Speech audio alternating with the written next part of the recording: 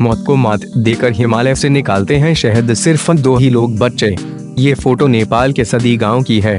करीब 400 फीट की ऊंचाई पर सिर्फ बांस की सीढ़ी पर लटक कर शहद निकाल रहा यह व्यक्ति माओली दन है। माओली 57 साल के हैं और अब भी हिमालय के ऊंचे ऊंचे पहाड़ों पर जाकर शहद निकालते हैं। माओली गुरुंग जनजाति के हैं। नेपाल की यह जनजाति शहद के खतरनाक शिकारियों के रूप में जानी जाती है।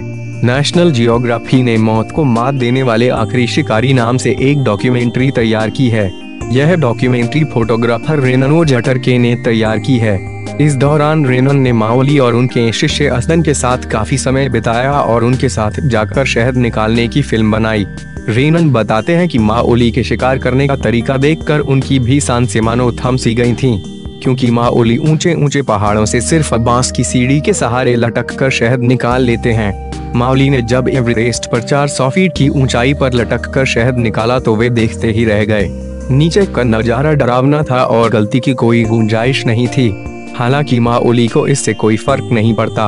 वे बचपन से ही इसी तरह मौत को मात देते आ रहे हैं। अब पहाड़ों की ऊंचाई नापना उनके लिए बच्चों का खेल जैसा है। माओली बताते हैं कि अब उनकी जनजाति में शहद निकालने वाले सिर्फ 2 ही लोग बचे हैं। एक वे और दूसरा उनका शिष्य असदन है। असदन 40 साल के हैं। पहले इनकी पूरी जनजाति शहद निकालने का ही काम करती थी, लेकिन कम आय के चलते धीरे धीरे लोग दूसरे व्यवसाय से जुड़ गए। 1 किलो शहद की कीमत 15,000 रुपए। माओली ने 15 साल की उम्र में ही अपने पिता से यह हुनर सीख लिया था।